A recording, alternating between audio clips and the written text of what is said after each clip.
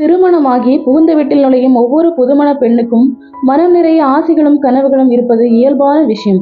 ஆனால் விமலாவுக்கு தன் மாமியார் அகிலாவை பற்றிய பயங்கர கற்பனைகள் மட்டுமே தோன்றி அடிக்கடி பயமுறுத்தி கொண்டிருந்தன. இவ்வளவுக்கும் அவள் இந்திய தொலைக்காட்சிகளில் வருகிற மெகா தொடர்கள் சித்தரிக்கும் தொல்லை தரும் மாமியார்களின் அட்டகாசங்களை கொஞ்சம் கூட பார்த்ததில்லை. பின்பு ஏன் இந்த பயம்? தன் தாய் சரோஜா தனது மாமியாரிடம், அதாவது விமலாவின் பாட்டியிடம் படாத பாடுபட்ட பரிதாப காட்சி இன்னும் அவள் கண் முன்னேயே இருந்தது. பாட்டியின் ஏச்சுகளும் அம்மாவின் மனதை கொத்தி ரணகலமாக்கியிருக்கும் என்பது விமலாவுக்கு புரிந்தது. விமலாவின் அப்பா ஒரு சேல்ஸ் ரெப். அதனால் அடிக்கடி வெளியூர் போய்விடுவார். வீட்டில் இருந்தாலும் தன் தாயின் நடத்தையை கண்டிக்க மாட்டார். இவ்வளவு ஏன் கண்டுகொள்ளவே மாட்டார். எனக்கு கல்யாணமே வேண்டாம் என்று அலுப்புடன் சொன்ன விமலா கொஞ்சம் பெரியவளானதும் நான் கல்யாணம் செய்துகிட்டுதான் ஆகணும்னா எனக்கு மாமியார் இல்லாத இடமாக பார் என்று தன் தாயிடம் சொன்னதுண்டு. வீட்டில் கிடைத்த இந்த அனுபவம் போதாது என்று அவள் நெருங்கிய சிநேகிதி சோனியா திருமணமாகி 6 மாதங்களிலேயே பிறந்த வீட்டுக்கு திரும்பி வந்து தன் மாமியாரை பற்றி கொடுத்த கசப்பான அனுபவங்களின் வர்ணனைகள். மாமியார் என்பவள் தாடகை மாதிரி, ஒரு ராட்சசி என்பது போல ஒரு இமேஜை அவளுக்குள் ஏற்படுத்தியிருந்தது. படிப்பு முடிந்து அவள் தனியார் நிறுவனம் ஒன்றில் ரிசப்ஷனிஸ்டாக வேலைக்கு போக தீர்மானித்ததும் அதனால்தான். அங்கே அவளது பாஸை சந்திக்க வந்த நிரஞ்சன் அவளிடம் மனதை பறிகொடுக்க அவளும் விருப்பப்பட அப்போதைக்கு மாமியார் பிரச்சனைகள் அவள் மனசிலிருந்து மறைந்து போயிற்று. ஆனால் திருமணம் நடந்து முடிந்த பின் அத்தனையும் நினைவுக்கு வர திக் திக் என்ற மனதோடு வாழ்க்கையை தொடங்கிய அவளுக்கு கிடைத்தது முதல் அதிர்ச்சி. பொழுது விடிந்து அவள் எழுந்து வந்ததும் மணக்கும் சூடான காபி கோப்பையை கையில் கொடுத்த அகிலா, விமலா, உனக்கு ரொம்ப பிடிச்ச உணவு வகைகளை சொல்லு, இனிமேல் நம் வீட்டில் மெனுவை நீதான் சொல்ல போற என்று பரிவுடன் சொன்னாள். வேண்டாம் அத்தை, நீங்கள் எதை செஞ்சாலும் எனக்கு பிடிக்கும். எனக்கும் ஏதாச்சும் வேலை கொடுங்க அத்தை. காய்கறி நறுக்கணுமா? ஓ, ஹவுஸ் ஸ்வீட். வேண்டாம் விமலா, என் அருமை மருமகளிடம் வந்த அன்றே கையில் கத்தியை கொடுக்க மாட்டேன். உனக்கு ஆபீஸ் லீவு தானே? நீயும் நிரஞ்சனும் ஜாலியா எங்கேயாவது போயிட்டு வாங்க. நிரஞ்சன் பாத்தியா எங்க அம்மாவை என்பது போல் தலையை அசைத்து புன்னகைத்தான். அன்றைய விருந்தில் விமலாவுக்கு மிகவும் பிடித்த பால் பாயாசம், சின்ன வெங்காய சாம்பார், உருளை ரோஸ்ட் எல்லாமே இருந்தன. இதெல்லாம் எனக்கு பிடிக்கும்னு எப்படி உங்களுக்கு தெரிஞ்சது அத்தை என்றாள். உங்க அம்மாவை போன்ல கேட்டேன், அவங்க சொன்னாங்கம்மா. சங்கோச்சப்படாம இருமா, இதுவும் வீடு, உனக்கு அரக்கு கலர் ரொம்ப பிடிக்கும்னு உங்க அம்மா சொன்னாங்க. முதலா நீங்க 2 பேருமே ஜோடியா வெள்ளிக்கிழமை அன்னைக்கு கோயில் போயிட்டு வரணுங்கிறது என்னோட ஆசை. நீ போறப்போ இந்த அரக்கு பட்டு புடவையை கட்டிக்க என்று அகிலா புடவையிலிருந்த பெட்டியை அவள் கையில் கொடுத்துவிட்டு அன்புடன் தலையை வருடினாள். வெள்ளிக்கிழமை என்று புது புடவை சரசரக்க அவள் மாடியிலிருந்து இறங்கி வந்தபோது கீழே மாமியார் யாருடனோ தொலைபேசியில் பேசிக் கொண்டிருந்ததை கேட்டு தயங்கி நின்றாள்.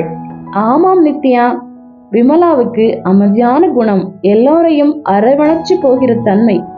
She is an angel. அவள் சாதாரண காட்டன் புடவை கட்டிக்கிட்டாலே அத்தனை அழகாக இருக்கிறாள்.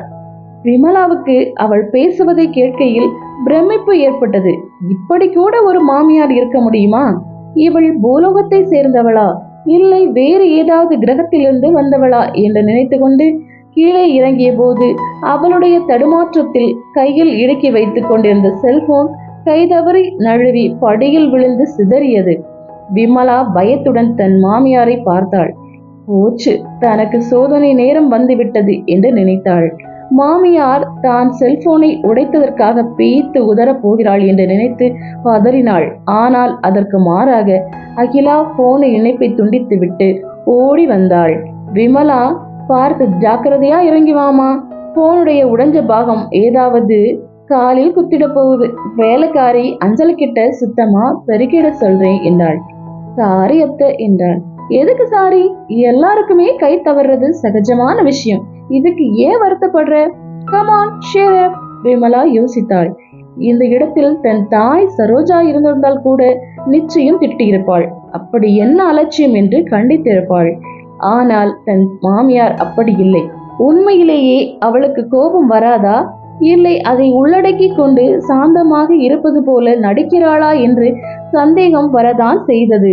அன்று மட்டுமல்ல, இன்னும் சில சந்தர்ப்பங்களில் விமலாவும் நிரஞ்சனும் வீட்டில் சொல்லாமல் சினிமாவுக்கு போய் இரவு டின்னரையும் சாப்பிட்டு வந்தபோது மாமியாரின் புத்தம் புது புடவையில் விமலாவின் கைப்பட்டு காஃபி டம்ளர் சரிந்து கரையான போது கூட மாமியார் அகிலாவின் கோபம் எட்டி கூட பார்க்கவில்லை.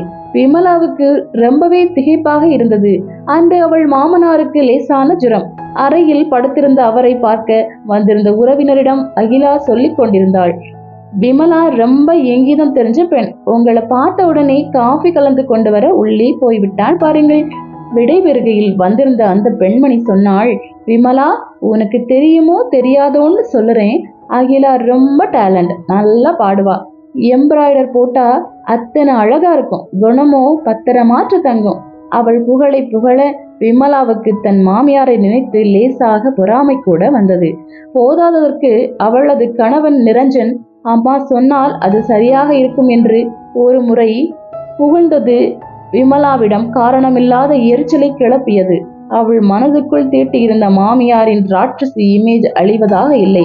ஏதோ ஓர் ஆதங்கத்தில் அகிலா அவளை ஏதோ கேட்டபோது விமலா சரியாக பதில் சொல்லாததை கூட அவள் பொருள்படுத்தவில்லை. அப்படி ஒரு குணம் படைத்தவள். விமலாவுக்கு அம்மாவிடம் கொஞ்ச நேரம் தனியாக பேச வேண்டும் போலிருந்தது. விவரிக்க முடியாத புழுக்கம் மனதில் இம்சித்தது. அன்று மாலை அலுவலகத்திலிருந்து ஆட்டோ பிடித்து நேராக அம்மாவை பார்க்க போனாள். அப்பா இல்லையாமா என்பது விமலாவின் முதல் கேள்வி. இல்லை, மும்பை போயிருக்கிறாய் என அம்மா கூற, நல்லதா போச்சு, உன்னோடு பேசணும்னு வந்தேன் என்று விமலாவை வியப்புடன் பார்த்த அம்மா, பார்த்தியா விமலா, சொல்ல மறந்துட்டேன், உன் மாமியார் அகிலா போன் பண்ணியிருந்தாங்க. நீ அரக்கு கலர் புடவை கட்டிட்டு கோயிலுக்கு போன போது அத்தனை அழகா மகாலட்சுமி மாதிரி இருந்தியான் என்று அம்மா கூற, நான் செல்போனை உடைச்சத சொன்னாங்களா? இல்லையம்மா, எப்ப உடைச்ச என்ற தன்னிச்சையாய் உதடுகள் அலிப்பை வெளியிட்டன. இது மாதிரி மாமியார் கிடைக்க நீ ரொம்ப லக்கி விமலா. அவள் பதில் சொல்லாமல் அழுவதை பார்த்த அம்மா சரோஜா, என்னாச்சு, ஏன் அழுற என்று பதட்டத்துடன் கேட்டாள். விமலா பதில் சொல்லாமல் தேம்பினாள். சொல்லு விமலா, என்கிட்ட இனிமையா பேசுற உன் மாமியார் வீட்டுல உன்கிட்ட கோவப்பட்டு கடமையா பேசுறாங்களா? இல்லம்மா, அப்படி நடந்துகிட்டாலே இதுக்கு தேவையில்லை போல இருக்கு. எந்த சூழ்நிலையிலும் அதே அன்பான பேச்சுதான், அமைதியான ரியாக்ஷன் தான். இப்படி ஒருத்தி எப்படி இருக்க முடியும்னு நடிக்கிறாங்களோன்னு கூட தோணுது. அடி போடி அசடு, இப்படி ஒருத்தியால நிரந்தரமா நடிக்க முடியாது. அது அவங்க குணம். நான் நல்லா விசாரிச்சுட்டு தான் இந்த கல்யாணத்துக்கே ஓகே சொன்னேன். என் அனுபவம் மறுபடி நிகழக்கூடாது இல்லையா? எல்லாரும் அவங்கள குணவதின்னு சொன்னாங்க. ஐயோ போங்கம்மா, என் பயம் உனக்கு புரியாதுமா. என் மாமியார் சகலகலா வள்ளி, குணவதி, இப்படி எல்லாருமே புகழ்றாங்க. நீயும் தான். நிரஞ்சன் தன் அம்மாவை உசத்தியா பேசுறப்போ என்னால அதை மறுத்து ஒரு வார்த்தை கூட சொல்ல முடியலையே. என் மாமியாரோட நல்ல பெயர் எடுக்க என்னால போட்டி போட முடியல. நினைச்சாலே பொறாமையா இருக்குமா. இப்படியே போனா நிரஞ்சன் மனசுல கூட அவர் அம்மா தான் நிறைஞ்சிருப்பாங்க. மகள் பேசியதை கேட்டு அம்மா சரோஜா சிரித்தாள். அடக்கடவுளே, ஒருத்தி நல்லவளா இருக்கிறது கூட பிரச்சனையா? இது என்ன அதிசயமா இருக்கு. நான் ஒண்ணு சொல்லட்டுமா விமலா, மாமியார மருமகள் தனக்கு ஒரு போட்டியாக ஏன் நினைக்கணும்? நிரஞ்சனை பொறுத்தவரை அகிலா அவனை பெற்ற தாய். அவ மனசுல நீ நுழையறதுக்கு முன்னாடியே இருந்தவர். அவரவர் இடம் அவரவருக்கு. இதில் போட்டியும் பொறாமையும் எதுக்கு வரணும்? அகிலா வயசுல பெரியவங்க, நிறைய அனுபவப்பட்டவங்க. அவள் உன் மாமியார் ஆனாலும் என்ன மாதிரி அவங்களும் உனக்கு ஓர் அம்மா. அவங்கள உனக்கு போட்டியா நினைக்கிறது ரொம்ப தப்புமா. அவங்கள நல்ல உதாரணமாக நீ எடுத்துக்கிட்டு பின்பற்றி நடக்கலாமே. போட்டி மனப்பான்மையும் பொறாமையும் தான் பெண்களுக்கிடையே ஏற்படுகிற பல பிரச்சனைகளுக்கும் மூல காரணம். பல உறவுகள் செதஞ்சு ஒரு தெரியாம போவதும் அதனாலதான். உன் மனச பேருக்கேற்ற விமலாவா வச்சுக்க. அதில் அசூரிங்கிற அழுக்க படிய விட்டுறாத. வீட்டுல அமையும் சுமூகமான உறவுகள் தான் ஒரு நல்ல தலைமுறை உருவாவதற்கும் காரணமா இருக்கும். அம்மா பேசிக்கொண்டே போனாள். விமலா மனம் தெளிந்தவளாய் புன்னகைத்தாள். இந்த கதை உங்களுக்கு பிடிச்சிருந்துச்சுன்னா லைக் பண்ணுங்க. மேலும் இது போன்ற பல கதைகளை கேட்டு தெரிந்து கொள்ள மறக்காம நம்மளோட சேனலை சப்ஸ்கிரைப் பண்ணிக்கோங்க. நன்றி, வணக்கம்.